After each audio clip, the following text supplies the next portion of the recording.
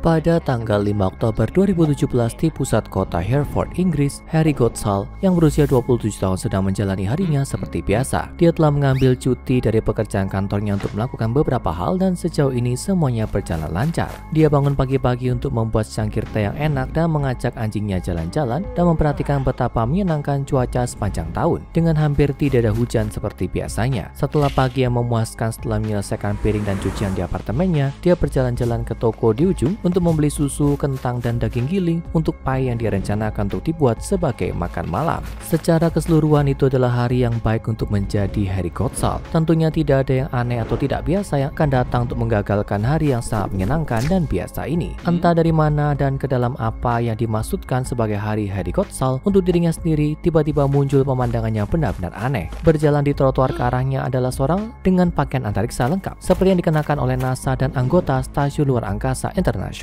Di tengah Hereford yang lengang adalah seorang spaceman. Harry berusaha untuk berjalan melewati sosok aneh ini dan melanjutkan harinya, tapi itu dengan sengaja menghalangi jalannya dan berbicara dengan suara yang menggelegar, menanyakan apakah dia bersedia bergabung dalam perang melawan monster bulan. Nah, pada titik ini, Harry sudah cukup dengan omong kosong ini dan kegemaran alaminya untuk sarkasme keluar. "Oh, tentu saja orang gila," katanya. "Saya siap untuk pergi sekarang. Sikat gigi dan semua siap. Ayo terbang, spaceman." Dia memutar matanya dan sekali lagi berusaha untuk melewati astronot. Alih-alih menerima petunjuk, sosok itu sangat gembira. "Akhirnya," itu menyatakan, "seorang pejuang pemberani bersembunyi di depan mata di tengah-tengah manusia pastoral dan pedesaan ini. Mari kita pergi sesama dagingnya adil dan dapatkan kemuliaan para pahlawan. Kita terbang." Sebelum Harry bisa berbalik dan lari dari apa yang jelas-jelas bukan manusia biasa, spaceman itu menangkapnya, menariknya ke dalam lengannya yang kuat secara tidak wajar dan mengaktifkan jetpack yang diikatkan ke punggungnya. Ada ledakan sonik besar menghancurkan setiap pecahan kaca dalam radius 300 meter saat mereka lepas landas ke langit dengan kecepatan 25.000 km per jam. Mereka menerobos atmosfer dan naik keluar angkasa begitu cepat sehingga satelit pengamatan di sekitarnya tidak bisa mendapatkan gambar yang jelas tentang keduanya dalam perjalanan mereka. Harry Goodsall telah melakukan pencarian biasa untuk menjalani tugas hari-hari dan makan malam yang lezat, dan sekarang dia telah menghilang keluar angkasa. Tubuhnya tidak pernah ditemukan dan dia tidak dapat diidentifikasi secara benar pada citra satelit manapun. Penduduk Hereford telah dihapus pikiran mereka dengan amnestik oleh organisasi SCP untuk menjaga cerita agar tidak tersebar, dan Harry Goodsall secara resmi dinyatakan hilang 3 bulan kemudian. Ketika tidak ada jejaknya yang muncul, dia dianggap mati. Sampai hari ini dia tidak pernah ditemukan. Tidak pasti apa yang dilihatnya dalam perjalanannya ke bintang-bintang atau apa yang terjadi padanya. Yang kami tahu hanyalah pada hari yang menentukan itu, Harry bertemu dengan entitas yang dikenal sebagai SCP-1233 yang juga dikenal sebagai orang gila atau pahlawan bulan. SCP-1233 adalah entitas humanoid dari spesies yang tidak diketahui, mengenakan pakaian luar angkasa yang menyerupai model EMU atau unit mobilitas ekstravehikular lengkap dengan pelindung buram dan jetpack yang terpasang. Pakaian tidak berperilaku seperti pakaian luar angkasa biasa, mampu menahan tembakan senjata kecil, amunisi anti-tank, ledakan ranjau darat, dan paparan suhu yang sangat tinggi, termasuk perendaman utuh dalam magma tanpa kerusakan yang terlihat. Tidak ada pemindahan radio, microwave, atau X-ray yang mampu menembus bahan pakaian itu.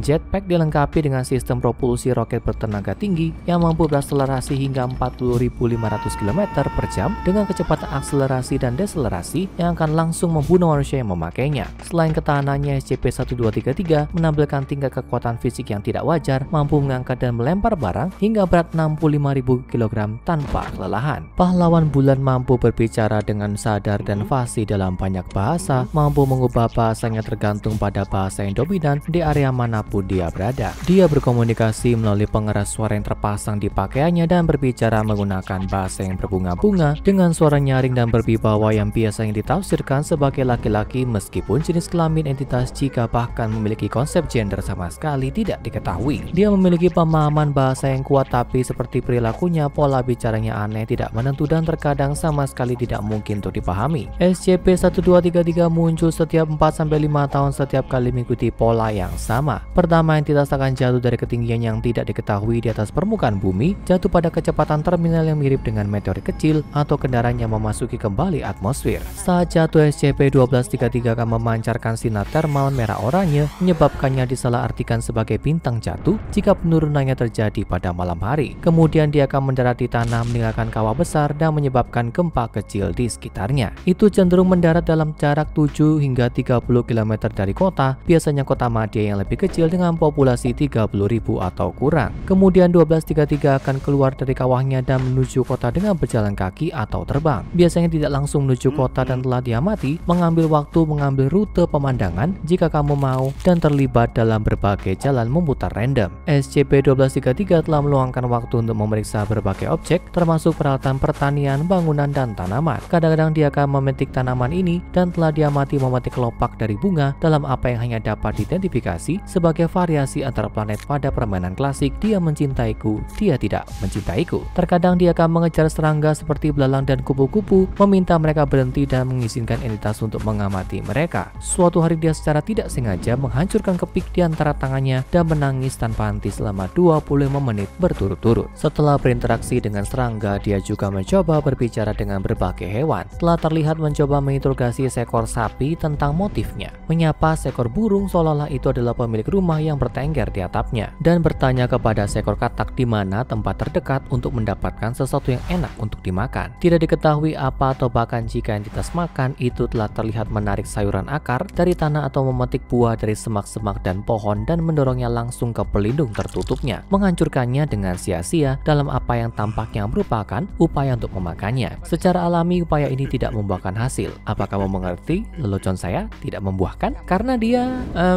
jadi ketika tidak mencoba untuk makan atau berinteraksi dengan bentuk kehidupan baru SCP-1233, sesekali akan menuju langsung ke tempat air luas seperti danau atau kolam, kemudian muncul dari itu dan mengeluarkan air dari pakaiannya. Itu juga akan berdiri diam untuk jangka waktu hingga beberapa jam. Alasan untuk setiap perilaku ini seperti pada dasarnya segala sesuatu tentang entitas tidak diketahui. Setelah SCP-1233 telah mencapai batas kota, dia akan mencoba untuk terlibat dengan penduduk. Karena sifatnya yang ingin tahu, kekuatannya meningkat, dan kurangnya pemahaman tentang perilaku manusia yang benar, ini sering mengakibatkan kebingungan, gangguan, dan banyak kerusakan properti. Contoh khas interaksi SCP-1233 dengan masyarakat umum ditemukan dalam rekaman kamera keamanan yang diarsipkan dari sebuah toko roti di Saratoga Springs, New York dengan nama Sam Sweets. Pada tanggal 9 Agustus 2009, SCP-1233 memasuki kafe dan mencoba untuk berbicara dengan pemiliknya, Bob Parsons, yang berusia 32 tahun. Parsons menyapa entitas itu dengan sikap ramah jika bingung menganggapnya sebagai cosplayer yang sedang istirahat makan siang dari konvensi kuku komik terdekat. Entitas tersebut mengidentifikasi dirinya sebagai pahlawan bulan, juara bulan, pembela keadilan ruang angkasa, dan penghancur kejahatan. Setelah memperkenalkan dirinya, SCP-1233 bertanya kepada Bob apakah dia adalah presiden bumi. Dia merasa geli dengan pertanyaan itu, tertawa cukup keras hingga meneteskan air mata dan menawari entitas itu kue gratis sebagai imbalan untuk menghiburnya. SCP-1233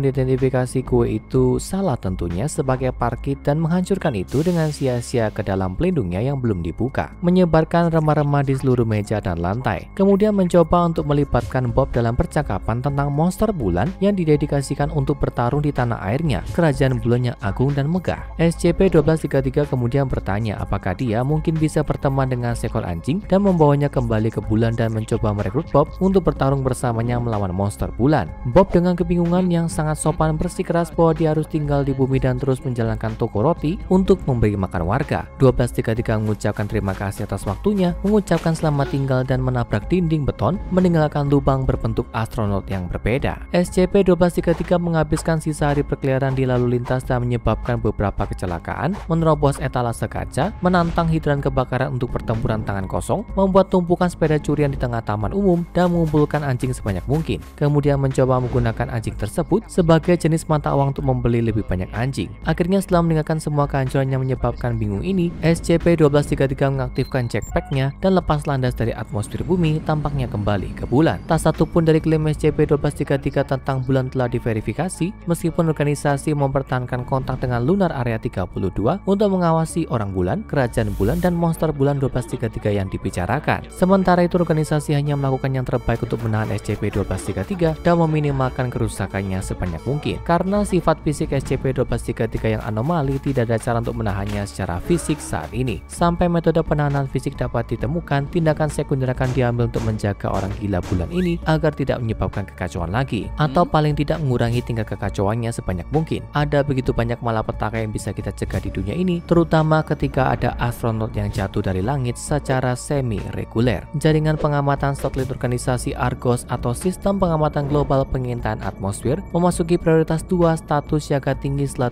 3 tahun tahun dan 6 bulan telah berlalu sejak kemunculan terakhir SCP-1233. Ketika 1233 terlihat di termosfer atas, gugus tugas taktis organisasi akan dikerahkan di area perpenduduk apapun yang paling dekat dengan perkiraan titik pendaratan entitas. Di sana mereka akan bersiap untuk memberikan amnestik dan memberikan cerita karangan seperti pertunjukan teater imersif, pertunjukan lelucon 2001 A Space Odyssey Remake kepada warga sipil yang menyaksikan kedatangan SCP-1233. Selain langkah-langkah ini akan ada penyensoran media untuk mencegah penyebaran pengetahuan 1233. Operator gugus tugas berwenang untuk mengambil smartphone dari orang yang berada di sekitar yang mencoba mengambil foto, video, TikTok, atau dokumentasi entitas lainnya dan segera menghancurkannya di depan mereka. Bukannya mereka akan marah, mereka semua telah dihapus ingatannya. Jika SCP-1233 tinggal di daerah itu untuk waktu yang sangat lama, amnestik massal kota atau kota tempat dia mendarat mungkin diizinkan. Meskipun gugus tugas diizinkan untuk berinteraksi dengan warga sipil untuk memperlambat penyebaran informasi dan memberikan cerita karangan, tidak ada interaksi antara anggota organisasi dan SCP-1233 yang diizinkan dalam keadaan apapun. Bahkan jika mereka pikir itu akan sangat lucu, tidak peduli seberapa epic lelucon pria bulanmu, itu tidak pernah sepadan dengan hidupmu. Sekarang tonton NASA Bohong, SCP-2001 Keanehan Luar Angkasa dan cara sebenarnya mengalahkan SCP-3008 IKEA Tanpa Batas untuk lebih banyak video SCP yang akan membuatmu tertawa daripada berteriak.